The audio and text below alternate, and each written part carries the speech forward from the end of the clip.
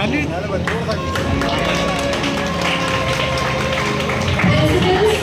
all the principals of Sister Nursery institutions.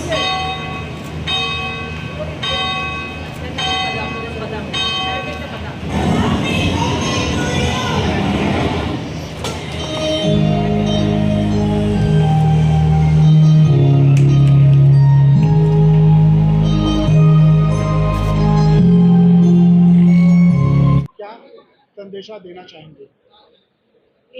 एक ही संदेशा है कि थैंक यू यहाँ आने के लिए और आपके चैनल के माध्यम से हमें कवर करने के लिए। जिस तरह से हम मैनेजमेंट ने सेलिब्रेट किया, हम चाहते तो अपना बर्थडे अकेले भी सेलिब्रेट कर सकते थे, मगर यहाँ बात थी अपने एम्प्लॉयर्स की बात को रखना, उनको वैल्यू देना, उनके वक्त को वैल्यू देना और उनके साथ सेलिब्रेट करना। तो मैं चाहती हूँ कि हर वो मैनेजमेंट जो एजुकेशन से जुड़ा है वो उसी तरह अपने एम्प्लॉयज़ के साथ ऐसे प्रोग्राम्स रखें और उनको भी अप्रिशिएट करें, उनके काम को भी अप्रिशिएट।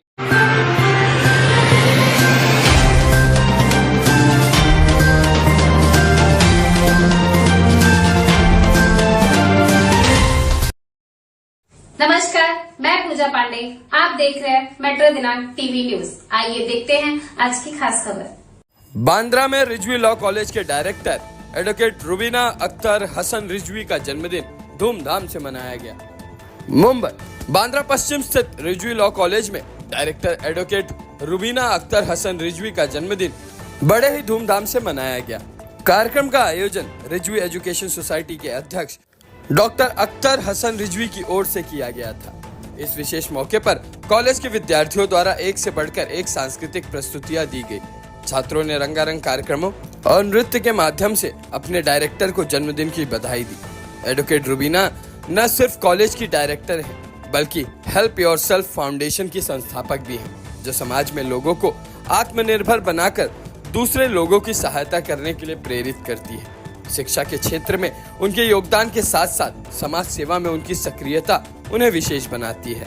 कार्यक्रम में अनेक गणमान्य अतिथियों ने भी शिरकत की। मुख्य रूप से सांसद वर्षा गायकवाड़, नेता हाजी अराफात, कई कॉलेजों और स्कूलों के शिक्षक, पत्रकार, समाज सेवक और विभिन्न राजनीतिक दलों से जुड़े नेता इस कार्यक्रम में शामिल हुए और एडवोकेट रुबीना को जन्मदिन की शुभकामनाएं दी।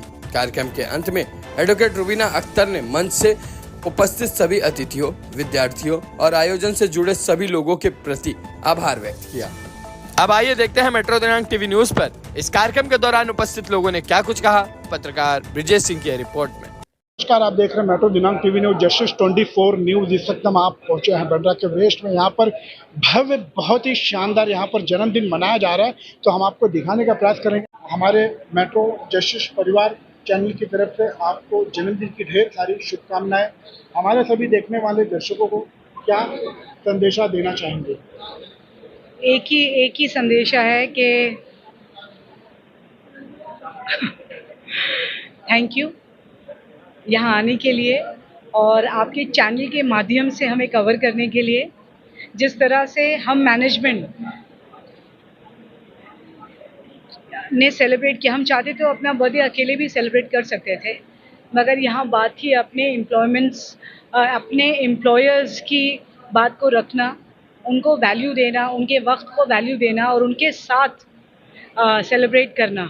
तो मैं चाहती हूँ कि हर वो मैनेजमेंट जो एजुकेशन से जुड़ा है वो उसी तरह अपने एम्प्लॉयज़ के साथ ऐसे प्रोग्राम्स रखें और उनको भी अप्रिशिएट करें, उनके काम को भी अप्रिशिएट करें। करते मुंबई महानगर पालिका की और वहाँ की जो बदहाली है उन लोगों के सामने लेके आ रहे हैं, क्योंकि हमारा ये सोच है कि मुंबई कर का जो क्या कहते हैं पसीने का पैसा, मुंबई कर के कष्ट का पैसा जो है वो टैक्स के स्वरूप में जा रहा है और दुर्भाग्यवश भ्रष्टाचार में वो पैसा किसी के घर में जा रहा है, किसी के पार्टी फंड में जा रहा है, जो सही नहीं है। मुंबई कर का पैसा मुंबई कर के लिए खर्चा होना चाहिए, मुंबई की सुविधा के लिए खर्चा होना चाहिए। जैसे मैं कहना चाहती हूँ, न यहाँ पे सड़क अच्छी है, न यहाँ पे फुटपाथ अच्छा है, न यहाँ पे ब्रिजेस अच्छे बनते, न यहाँ पे पानी का व्यवस्थापन है, न यहाँ अस्पताल का व्यवस्थापन है, न शिक्षा का व्यवस्थापन है। तो जिस तरह से मुंबई की जमीनें को बेच के मुंबई को बेचने का काम चल रहा है, उसके खिलाफ हम लगातार आवाज उठाने का काम कर रहे हैं। मुंबई महानगर पालिका के भ्रष्टाचार के खिलाफ हम लगातार आवाज उठाने का काम कर रहे हैं।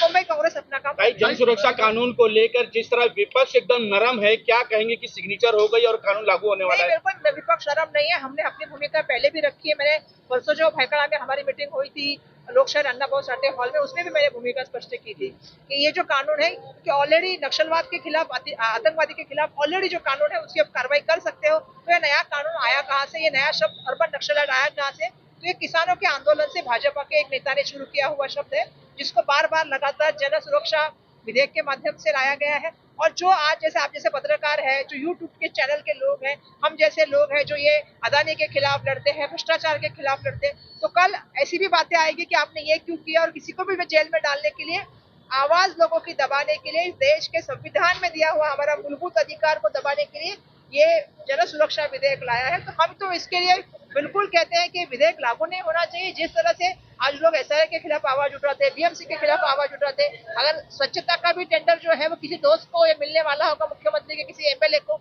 तो वो सही नहीं है। तो इसके खिलाफ अगर आवाज उठाते हैं तो इसके लिए जन सुरक्षा विधेयक अगर लागू हो जाएगा तो ये सही नहीं है। भाषा का जो विवाद इस वक्त पूरे मुंबई में चल रहा है, इस पर कांग्रेस का क्या स्टैंड है? जो मैंने तो कांग्रेस का स्टैंड पहले ही क्लियर किया। कांग्रेस तो ऐसी पार्टी है, देश के संविधान को मानने वाली, सब भाषाओं की जो है सम्मान करने वाली कांग्रेस पार्टी है।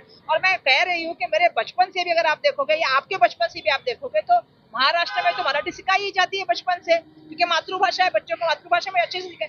लेकिन 5वीं से हिंदी भी सिखाई जाती है, इंग्लिश भी सिखाई जाती थी, हमारे कार्यक्रम में आती थी, नहीं आती थी। तो विवाद कहाँ से पैदा हुआ है?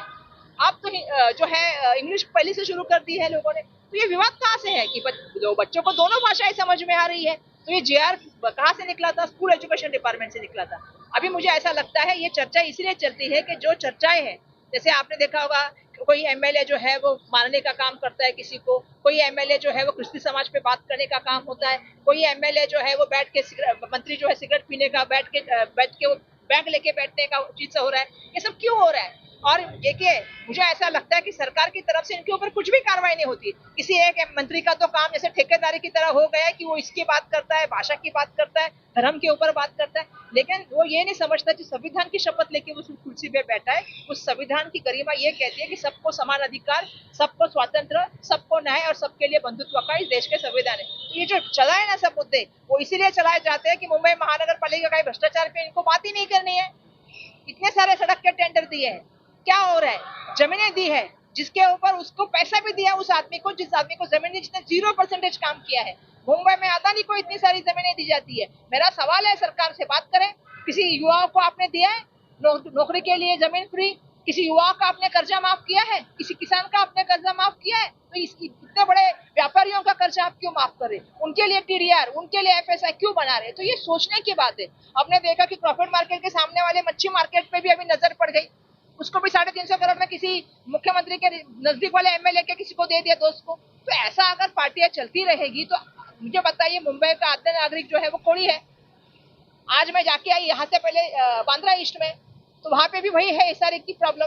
तो हम जब मोर्चे निकालते हैं, हम जो आवाज कर रहे हैं वो जाने चाहिए। दुर्भाग्यवश इस कोई टॉपिक के ऊपर बात नहीं होती है, कोई भ्रष्टाचार के मुंबई की बात नहीं होती है। आज लोगों को पानी नहीं मिल रहा है, बच्चों को अच्छा पढ़ने की जगह नहीं मिल रही है, लोगों को बेंचेस नहीं मिल रहे, उसके ऊपर भी तो कभी बात होनी चाहिए। दुर्भाग्यवश ये सब टॉपिक है। और अस्पताल में लोगों को आईसीयू के लिए फोन करो, अस्पताल में आईसीयू में जगह नहीं है, कैथ लैब नहीं है, 3-3, 4-4 दिन लोगों की जो है वो एमआरआई नहीं होती है, प्राइवेट एमआरआई सब कर दी है।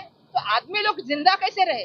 तो मुंबई कर के सवाल पे बात करिए, महाराष्ट्र की जनता के सवाल पे बात कीजिए। वो बातें नहीं हो रही, या अलग विषयों के ऊपर चर्चा करिए। भव्य और शानदार जन्मदिन मनाया गया। काफी सारे लोग, पॉलिटिकल लोग, समाज सेवक आज यहाँ पर मौजूद थे और काफी लोगों की भीड़ थी जो आपको विश करने के लिए यहाँ पर आए हुए थे। क्या कहेंगे?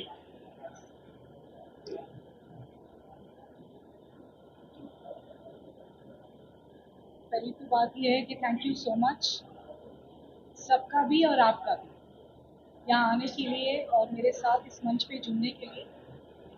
Of course it's a big day for me. लोग कहते हैं कि it's a happy birthday, but happy तो अच्छी बात है, मगर शायद अपनी उम्र का एक और साल कम हो जाता है।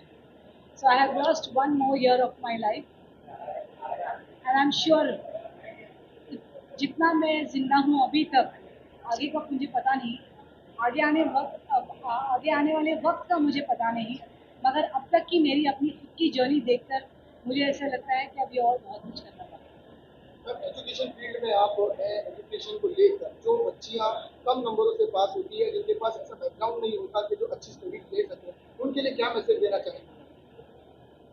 डॉक्टर रिजवी का हमेशा एक पैगाम रहा है, जिस दिन से उन्होंने ये एजुकेशन सेक्टर खोला है, education hub 29 school and colleges है ऑल ओवर इंडिया। मुंबई के अलावा भी जौनपुर, करारी, इलाहाबाद में डॉक्टर रिजवी ने स्कूल और कॉलेजेस खोले हैं, only because he saw that minority was suffering. वो हमेशा कहते हैं कि लड़कियों को अगर 37% भी आए तो दे आर वेलकम। बहुत सी ऐसी बच्चियां हैं, बहुत से ऐसे विक्टिम्स हैं, I will not name the victims और द कॉज। बहुत से ऐसे पीड़ित महिलाएं जिनको हम फ्री एजुकेशन भी देना पसंद करते हैं, जो आगे आना नहीं चाहती, उनको हम ऑनलाइन एजुकेशन देना पसंद करते हैं। So education is for all, चाहे वो लड़की हो, चाहे वो माइनॉरिटी लड़का हो। जिस तरह से आज पूरे माहौल को देखकर अगर हम ये कहें कि महिलाओं को सुरक्षा की अगर बात करते हैं, औरतों को ज़्यादा सुरक्षा नहीं मिलती क्योंकि वो सेल्फ डिफेंस नहीं जानती, लेकिन कुछ ऐसी बच्चियां हैं जो अपने आप को उस चीज़ में डालना चाहती है, सेल्फ डिफेंस सीखना चाहती है। तो क्या रिजवी एजुकेशन की जानिब से ऐसी बच्चियों को सेल्फ डिफेंस सिखाने के लिए कोई एकेडमी या कोई ऐसे वर्कशॉप जो अवेलेबल किए जाएंगे फ्यूचर में? फ्यूचर में क्यों, शायद आपको पता नहीं है कि रिजवी एजुकेशन सोसाइटी में सेल्फ डिफेंस वर्कशॉप्स चलते हैं, because our sports director herself is a judo champion, international judo champion है। तो रिजवी में बहुत सारी चीज़ें होती हैं, स्पेशली वुमेंस डे पे तो 12 दिन का वुमेंस डे होता है, जिसमें एक पूरा वर्कशॉप होता है सेल्फ डिफेंस के। और सिर्फ सेल्फ डिफेंस की बातें हम क्यों करें, उनको सोशल डिफेंस सीखना ज़रूरी नहीं है। सेल्फ डिफेंस यानी कि हाथ और पैर चलाने की ज़रूरत है महिलाओं को, उनको थोड़ा बहुत दिमाग चलाने की भी ज़रूरत है। तो आई थिंक सो वो सोशल काबिलियत की भी बहुत ज़रूरत है। मैम, महिलाओं के लिए आपने काफी कुछ किया है, आपने वुमेन सेफ्टी कार्ड लॉन्च किया था, स्पेशली यहाँ पर काफी ज्यादा मात्रा में महिलाएं मौजूद है, आने वाली पीढ़ी मौजूद है, स्टूडेंट्स मौजूद है, उनको क्या मैसेज देंगे आज आप अपने जन्मदिन के अवसर पर? वुमेन सेफ्टी कार्ड हमने लॉन्च तो कर दिया, मगर बहुत अफसोस है कि मुंबई पुलिस को मैंने अप्रोच किया था, मगर वहाँ पर मुझे कोई साथ नहीं मिला, बिकॉज काफ़ी हद तक शायद वो बिजी थे। मैं फिर भी एक बार पॉलिटिकल लेवल से उसको अप्रोच ज़रूर करूँगी, बिकॉज बहुत सारे ऐप्स देखने के बाद में रूमी केयर ऐप बना, वो कार्ड बना, वो एक टैप कार्ड है। अगर आप उसे मैं रास्ते में चल रही हूँ और मुझे ऐसा लग रहा है कोई मुझे फॉलो कर रहा है, चाहे वो मर्द हो चाहे वो औरत हो, आप सिर्फ टैप करेंगे तो 1 किलोमीटर के रेडियस पे जो लोकल पुलिस स्टेशन है उनको फ़ोन चला जाएगा। बहुत सारे फीचर्स हैं उस ऐप में और उस कार्ड में। We are working on it to upgrade it, and इंशाल्लाह आने वाले वक्त में आप ज़रूर देखेंगे कि मुंबई पुलिस की मदद से और पॉलिटिकल हेल्प से हम वो कार्ड हर लड़की या हर व्यक्ति कहिए, आजकल तो मर्द भी सेफ नहीं है, यस, सो हर किसी के लिए वो कार्ड हम इजी एक्सेस करेंगे, and that's gonna be all free from the Rizvi education society and for help your self foundation Rumi care. आज आप डायरेक्टर रुबीना अख्तर रिजवी मैडम के बर्थडे पर आए थे, जन्मदिन पर आए थे, आपने बहुत ही जबरदस्त स्पीच भी दी, क्या कहेंगे? ऐसा है, पिछले कई सालों से मैं रिजवी कॉलेज आता हूँ, रिजवी साहब के जन्मदिन पे भी आता हूँ और रुबीना रिजवी के भी आता हूँ, क्योंकि बहुत सारे लोगों को कम पता है कि रुबीना रिजवी वो मेरी फर्स्ट कजिन भी है, हम लोग रिश्ते में भी लगते हैं और एक पारिवारिक संबंध है। सुख दुख के अंदर हर एक की शामिल होना, यही हम सबकी जिम्मेदारी होती है। अल्लाह ने आज उनके जन्मदिन के ऊपर बहुत सारे लोग वहाँ पे पहुँचे और एक खुशी का पल था, और खुशी के पल में आज मैं उनके साथ शामिल हुआ, मेरे परिवार के साथ शामिल हुआ, मेरी बच्ची भी साथ में थी और हम साथ में उनको दुआएं दी।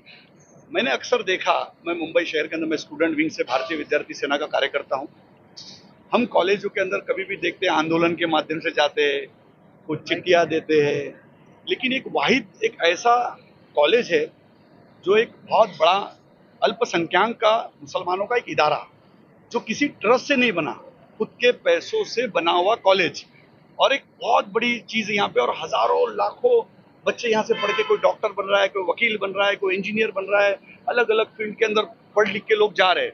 और रिजवी कॉलेज के बच्चे दुनिया में अलग अलग जगह पे आप जब देखेंगे, मुंबई के अंदर भी रिजवी कॉलेज है, यूपी में भी कॉलेज है, ऐसी कई कॉलेज इन्होंने बनाए और एक मकसद ये रहा कि आने वाली पीढ़ी, आने वाली नस्लें जो है पढ़ी लिखी बने। ये अपने आप में बड़ी, तो और इनसे सीखने मिलता कि हम जैसे जो लोग हैं आने वाले भविष्य में जब उस मुकाम पे पहुंचेंगे तो हजारों लाखों जो मुसलमान लीडर है, मंत्री है, तो ऐसे एक बुनियाद रखे जाएंगे तो कोई रहे ना रहे, लेकिन रिजवी कॉलेज ता कयामत तक रहेगा, बच्चे पढ़ते रहेंगे। इससे बड़ा सवाब का काम कुछ हो नहीं सकता। इसीलिए खासतौर पर मैं उनको दुआएं देने, बधाई देने के लिए यहाँ पहुंचा। मैंने देखा कि हर स्कूलों के अंदर चिट्ठी दिया जाता है, कभी एडमिशन के लिए लड़ाई होती है, आंदोलन होते हैं, लेकिन एक वाहिद रिजवी कॉलेज में जो मैंने देखा, जितना मैं आज तक जो समझा कि इस कॉलेज के अंदर कोई भी मुस्तहिक जब आता है, बच्चा आता है, सिर्फ वो देखा जाता है कि इंटेलिजेंट है क्या, उसके मार्क्स बराबर है क्या। किसी भी नेता की, किसी भी पॉलिटिशियन को इनकी जरूरत पड़ती नहीं और उस बच्चे का एडमिशन होता है। ये अपने आप में एक बड़ी बात है। और रुबीना रिजवी ने जब से कारोबार संभाला, अख्तर हुसैन रिजवी साहब का कदम से कदम मिला के चली है और कई साल से देखिए इसके अंदर कई चेंजेस अच्छी आई है। टीचर्स, पेरेंट्स, स्टूडेंट्स और सभी लोगों की जहाँ ताता था, भीड़ था, ये अपने आप में एक बड़ी बात थी। इसलिए खास तौर पर आज उनको जन्मदिन की मुबारकबाद देने के लिए हाजी साहब, ये एक हिंदी मराठी का जो खेल चल रहा था, ये कई दिनों से महाराष्ट्र में चल रहा है, लेकिन इसे भिंडी बाजार भेजने का क्या मनसा था? भिंडी बाजार क्यों भेजा गया?